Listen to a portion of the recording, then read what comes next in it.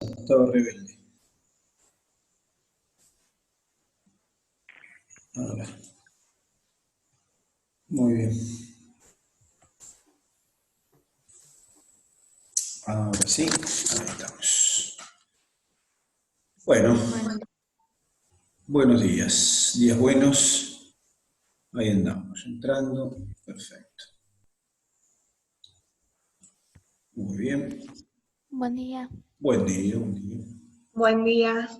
Buenos días, días buenos. Días Buenos días. Buen día, buen día.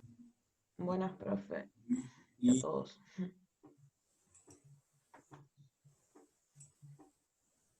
bueno, estábamos en la charla de la tensión arterial que vamos a repetir ahora de forma formal. Valga la redundancia. Está. Bueno, pero no sé qué pasó acá.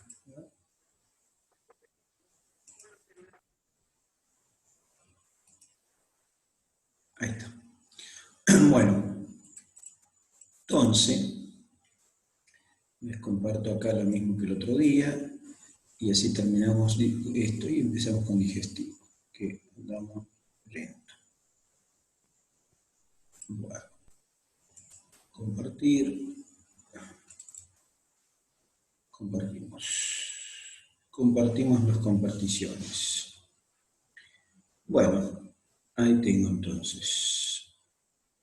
Bueno, nosotros estábamos tratando de comprender entonces los mecanismos que regulan la tensión arterial, y entonces ahí redondeamos el asunto. Mecanismos que regulan la tensión arterial y el flujo, teniendo en cuenta nuestra fórmula que la tensión arterial depende del flujo y de la resistencia periférica, y teniendo en cuenta que la tensión arterial depende del flujo y la resistencia periférica, entonces las modificaciones de cualquiera de los tres modifican los otros dos.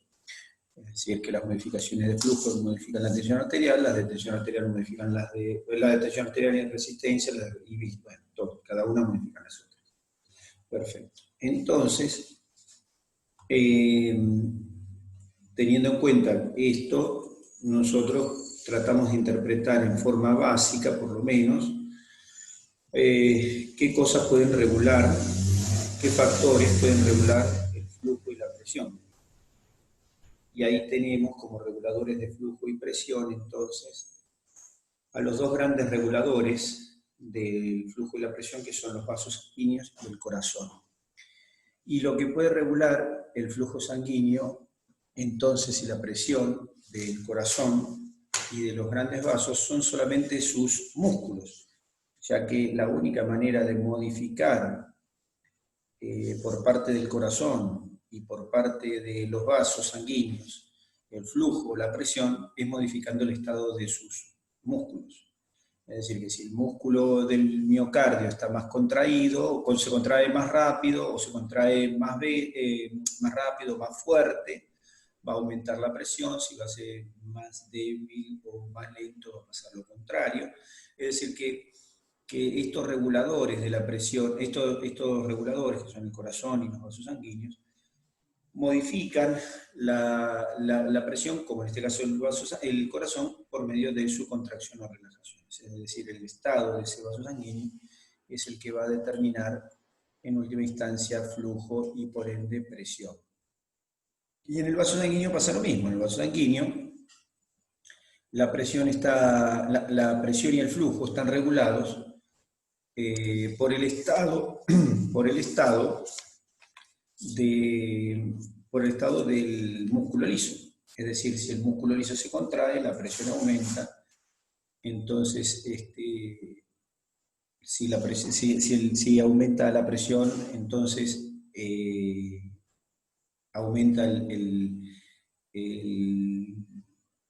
aumenta la presión, disminuye el flujo y, por supuesto, si aumenta la presión, cualquier cosa estoy diciendo, aquí lo anotamos, por eso en fase, presión igual a volumen minuto por resistencia periférica, o sea que si aumenta la resistencia periférica, si aumenta la resistencia periférica, aumenta la tensión arterial, si aumenta la resistencia periférica, disminuye el volumen minuto.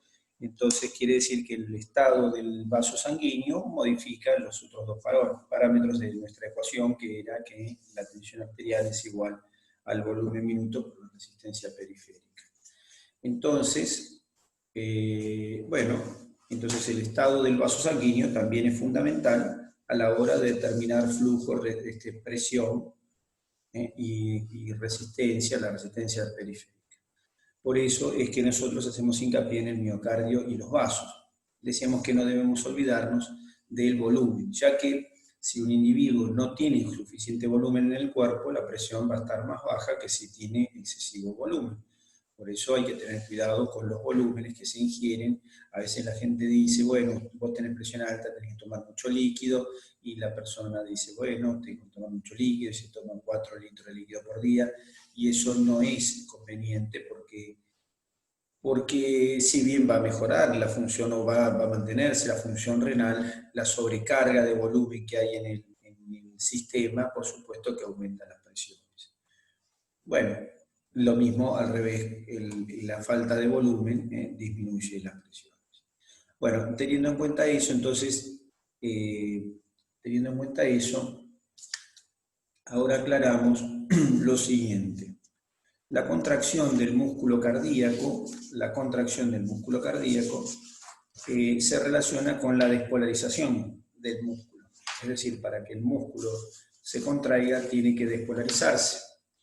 Y para despolarizarse requiere que entre calcio dentro del mismo.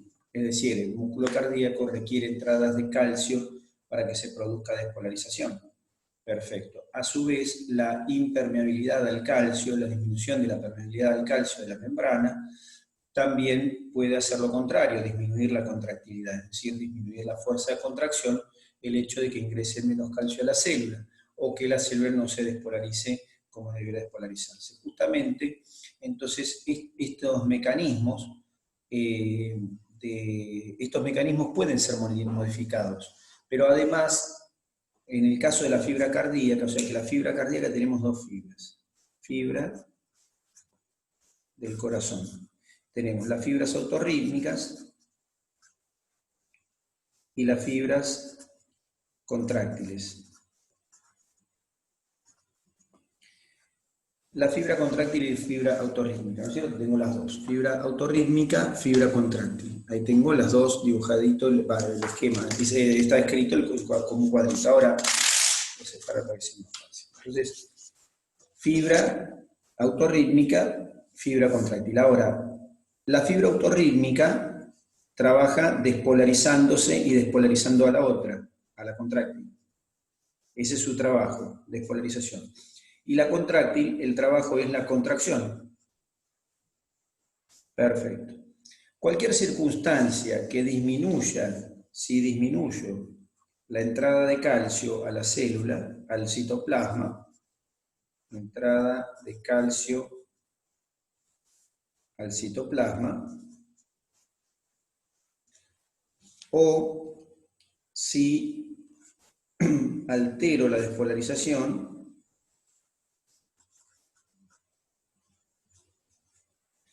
lo que voy a lograr es lo siguiente. Entonces, miren, disminuyo la entrada de calcio, entonces tengo por un lado,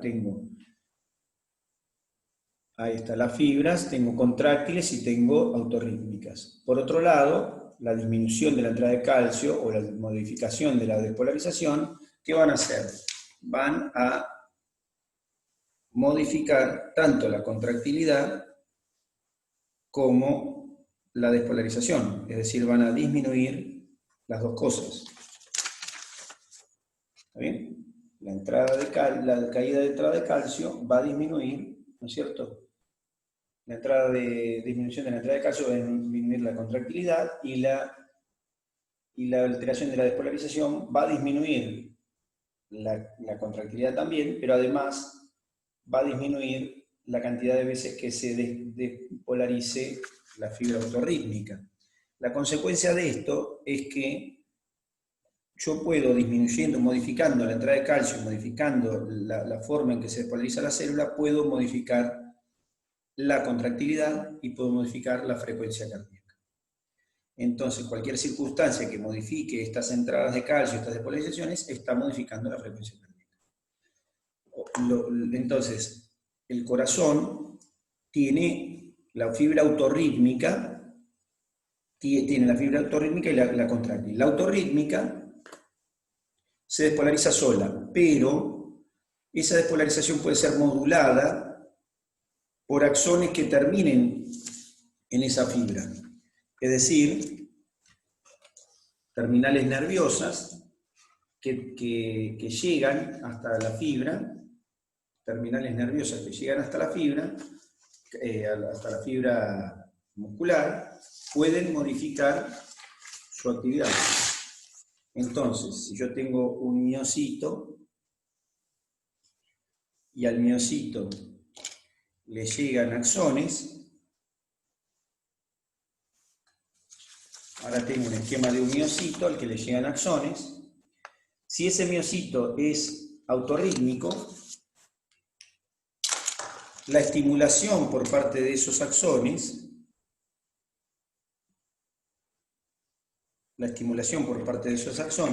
utilizando, ahí está pintado como violetita, utilizando, ahí está, un neurotransmisor, la modificación de esa célula, ¿cómo se puede modificar la célula? Ahora contamos, pero lo que digo es la modificación puede aumentar o disminuir en la fibra autorrítmica las veces que se despolariza por minuto. Quiere decir que si bien la célula tiene la capacidad para despolarizarse, también tiene la capacidad de ser regulada por el sistema nervioso. O sea que el sistema nervioso regula la función de la fibra autorrítmica. No es que la fibra autorrítmica está independiente en el cuerpo. Eso podría pasar en circunstancias en las cuales el corazón estuviera separado del cuerpo, pero como eso no sucede, entonces el cuerpo está regulado por el sistema nervioso central. Y lo mismo, sí. Una pregunta, ¿el calcio que usamos acá en las células lo fabrica nuestro cuerpo o es a través de lo que ingerimos? Repetime, ¿el calcio qué? El calcio que usa acá la célula para despolarizarse, ¿lo fabrica mismo nuestro cuerpo o es a través del calcio que ingerimos? El calcio es un elemento. Sí. Nuestro cuerpo no sabe fabricar elementos. Nuestro cuerpo no puede fabricar oxígeno, no puede fabricar hidrógeno, no puede fabricar hierro, no puede fabricar magnesio, no puede fabricar fósforo, no puede fabricar calcio. Esos elementos los tenemos que incorporar a medida que vamos viviendo, lo vamos incorporando de la dieta. Lo almacenamos, en el caso del calcio, lo almacenamos en el hueso, pero tenemos que ir renovando el calcio. Siempre tenemos que comer calcio para ir renovando el que podemos ir perdiendo por la orina. O sea que el calcio no lo fabricamos nosotros. El calcio está siempre en nuestro cuerpo, es parte constituyente de nuestro cuerpo. Es como el agua. El agua, si bien es una molécula, en ese caso no es un elemento, el agua es una molécula, una estructura, son partes de la estructura de nuestro cuerpo. Entonces el calcio es como la sal del mar, está en nuestra sangre ahí y está, no es que, por supuesto, tenemos que ir comiéndolo, por supuesto, al calcio, porque si no lo comemos, nada, pero no lo vamos a tener, porque vamos a ir perdiendo por orina, mínimamente podemos tener otras pérdidas de calcio, pero bueno, en definitiva el calcio lo tenemos encima, no es que no lo fabricamos. Ahora la pregunta no sé a qué iba justo, si ¿de dónde sacamos el calcio? La pregunta, o cómo es. El calcio... Pero entonces, si nosotros no comemos, o sea, no nos entra calcio al cuerpo, podría también modificar esto, lo que decimos de la despolarización. Por supuesto. De hecho, las hipocalcemias y las hipercalcemias producen arritmias cardíacas que incluso pueden ser mortales, claro. Así es. Usted lo ha dicho. Así es. Y modificar la contractilidad, claro. Produciendo la hipocalcemia, la disminución de calcio en la sangre, y la hipercalcemia son estados de situación severos. No, son estados graves, claro. Por eso el cuerpo regula siempre, para regular el calcio de la sangre, el cuerpo tiene por lo menos 3 hormonas destinadas específicamente a eso, que las vamos a ver más adelante. Pero entonces se necesita el calcio regulado constantemente, con una precisión, sí, así es. Los niveles de calcio tienen que estar regulados de forma precisa, como muchos iones, por supuesto, pero el calcio es uno de ellos. Conclusión de esto en realidad era que las fibras cálcicas están reguladas por el sistema nervioso central. Lo mismo les pasa a la fibra autorrítmica, esa es la autorrítmica, lo mismo le pasa a la fibra sódica. Y lo mismo le pasa a la fibra muscular del vaso sanguíneo. Quiere decir que la regulación por parte del sistema nervioso está presente siempre. Siempre está presente la regulación del sistema nervioso. Entonces la fibra muscular del miocardio responde modificando la fuerza de contracción y la velocidad. Y el vaso sanguíneo responde contrayéndose o relajándose. La conclusión es que eso es lo que genera la modificación, que a su vez modifica el flujo y la presión arterial. Entonces, si tengo un vaso sanguíneo que tiene un calibre, y ahora llega un nervio, un axón, y le pide, o varios axones, y les piden a las fibras que se contraigan el calibre que tengo, le pasa de todo, se achica. ¿Sí? Entonces, si se achica el calibre, entonces aumenta la resistencia periférica, aumenta la presión arterial, disminuye el flujo. O sea que, en definitiva, no fue una casualidad, no es una casualidad la regulación, cuando dice la regulación nerviosa, porque el sistema nervioso, no. Es específica, es decir, el sistema nervioso está regulando específicamente cada fibra muscular que hay en el vaso sanguíneo, y de ese modo regula el flujo, la presión, ¿está bien? La resistencia periférica. Ahora, para actuar sobre la fibra,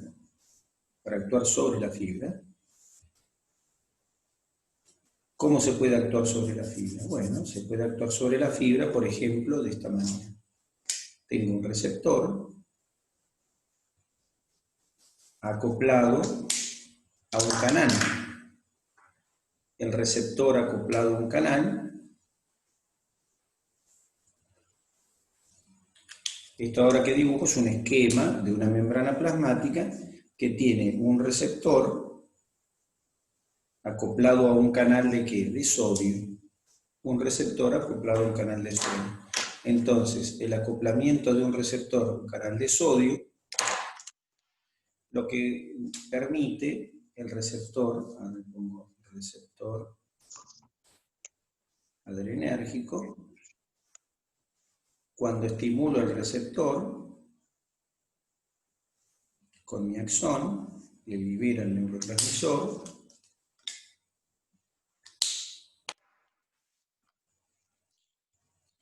y ahora lo pinté de rojo el neurotransmisor se une al receptor,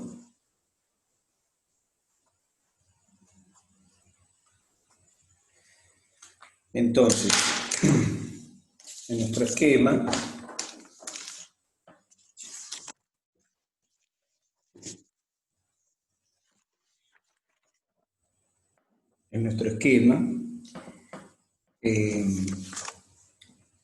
el axón termina sobre una membrana plasmática, sin tocarla, pero termina sobre ella, y libera un neurotransmisor que acá está pintado de rojo, no sé si está enfocado ahí creo que está en foco, neurotransmisor en rojo.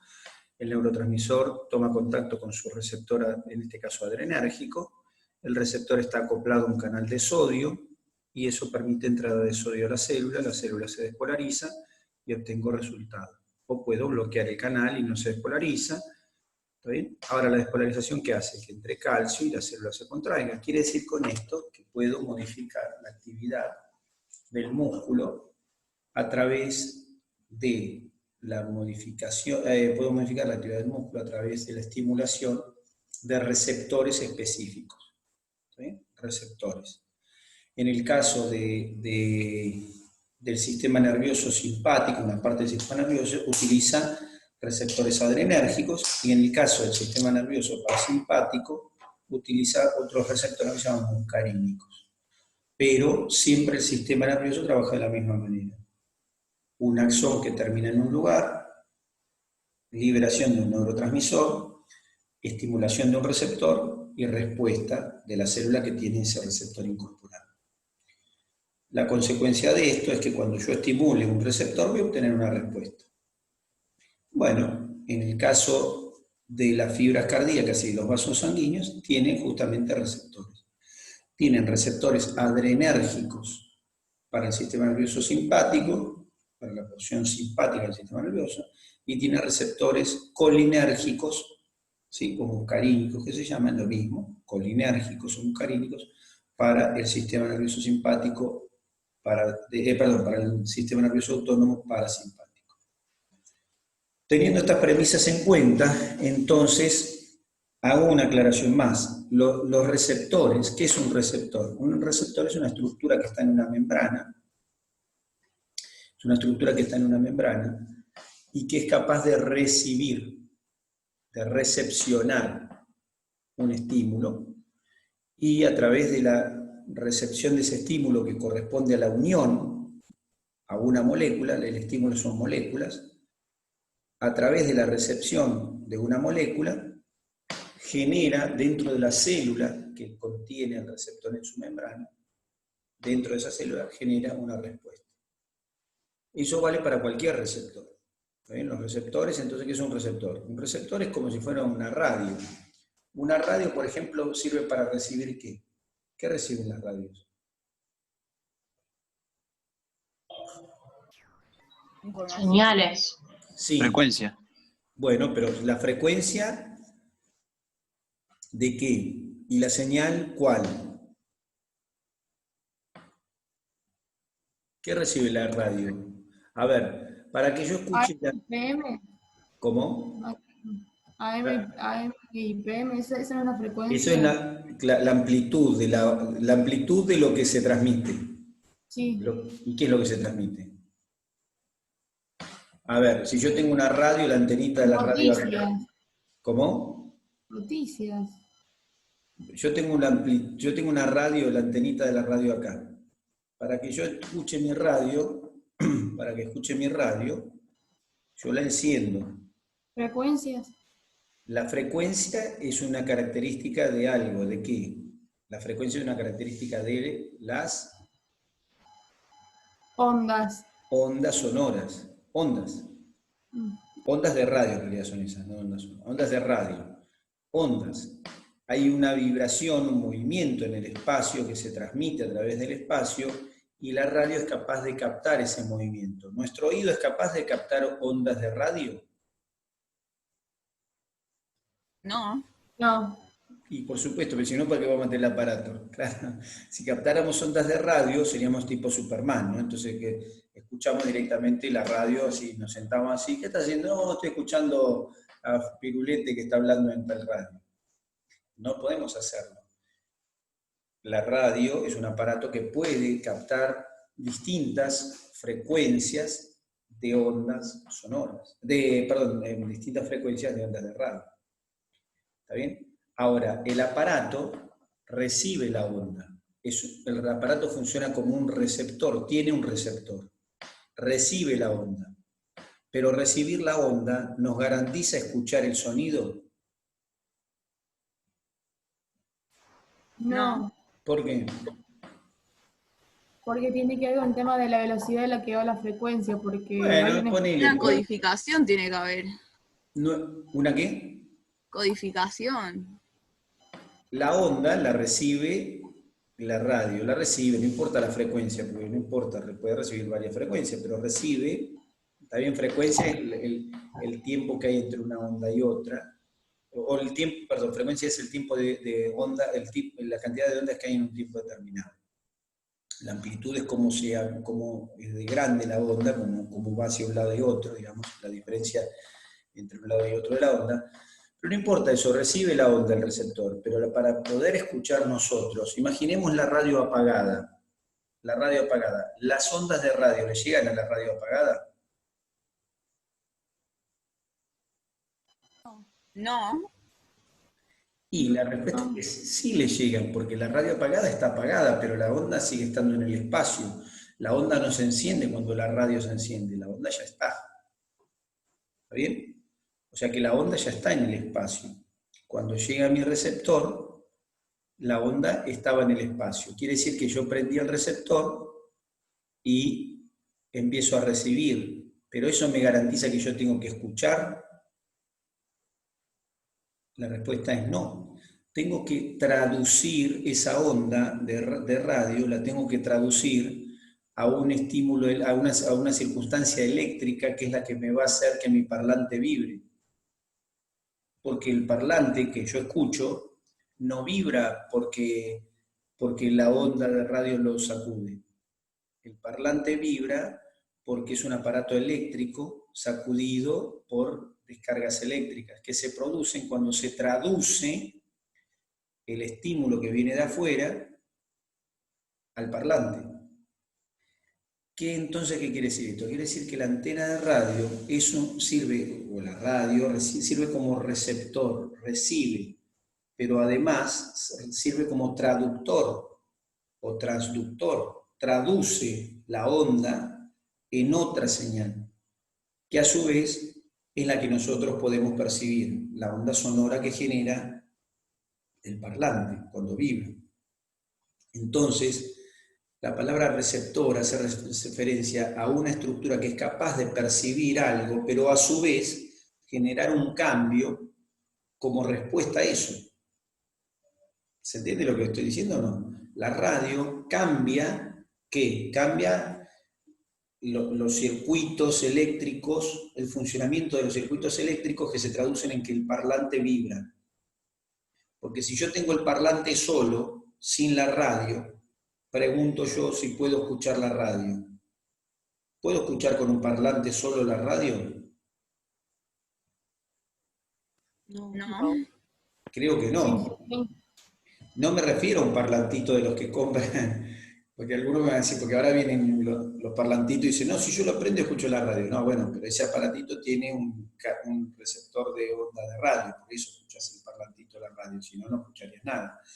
Pero el parlante solo, el aparato parlante, no puede captar las ondas de radio por sí solo. Para poder generar una onda sonora, que es lo que escuchamos nosotros, para generar la onda sonora, tiene que vibrar el parche que tiene el parlante. No sé si vieron alguna vez un parlante, tipo un parche. Si los parlantes vibran, o alguna estructura que vibre, tiene que haber una vibración, porque la vibración es lo que genera la onda sonora. Entonces, para que la estructura que nosotros escuchamos vibre, tiene que haber una modificación en la electricidad que le está llegando y que lo hace vibrar.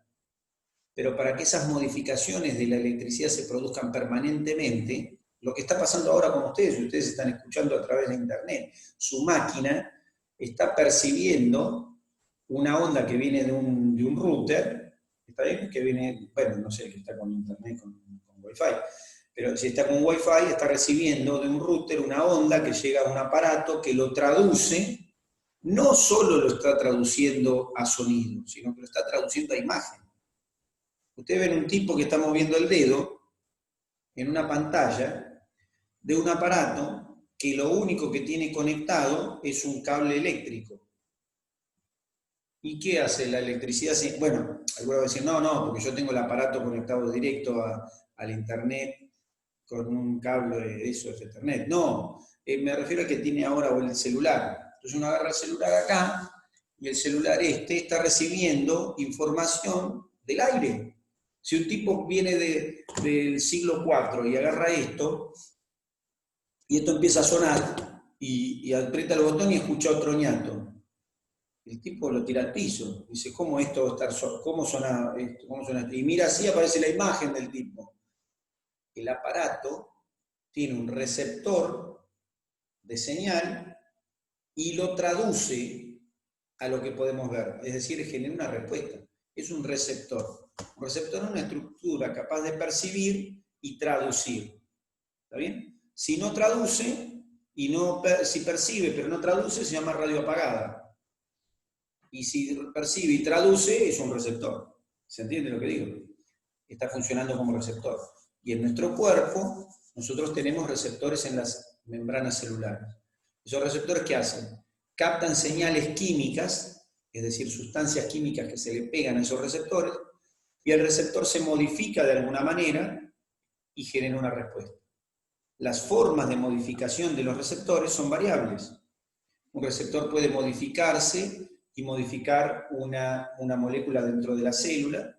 El receptor puede modificarse y modificar una molécula que esté al lado, como por ejemplo una molécula, una estructura que esté al lado, como puede ser un canal, o sea, una proteína que esté al lado.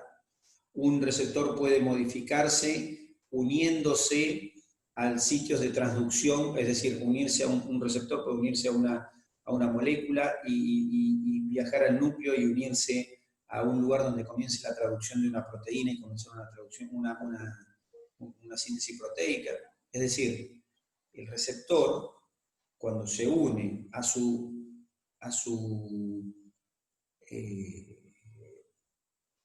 cuando un receptor se une a la molécula que se le une, que se llama ligando, cuando un receptor se une a su propio ligando, que es específico, entonces, que es su estímulo, cuando un receptor se une a la molécula que lo estimula, que es su ligando, entonces genera una respuesta. Incluso la respuesta puede ser la falta de respuesta. Es decir, la respuesta puede ser en positivo, por ejemplo, estimular la entrada de sodio a la célula porque se abre un canal, o la respuesta puede ser negativa, que la célula deje de hacer algo que estaba haciendo, o que no tenga la capacidad para hacerlo.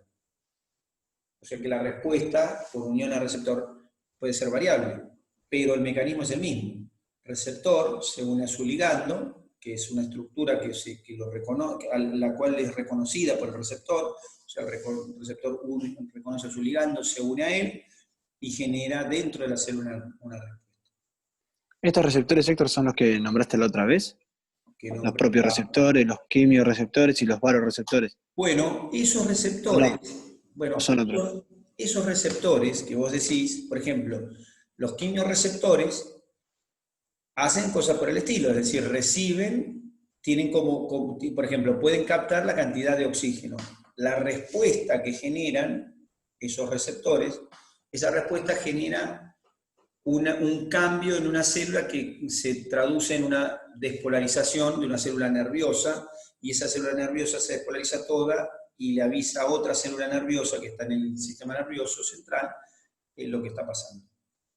O sea que, nada, exactamente funciona de la misma manera, es decir, recibe una señal, en ese caso puede ser el oxígeno, o puede ser el estiramiento del receptor. El receptor está hecho también de células, los receptores están hechos de células. Entonces uno estira, hay células que uno las estira y las células por ahí se despolarizan.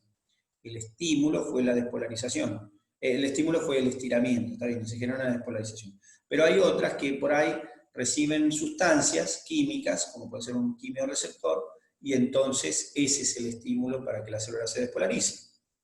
O sea que no todos los receptores funcionan, no todos los receptores,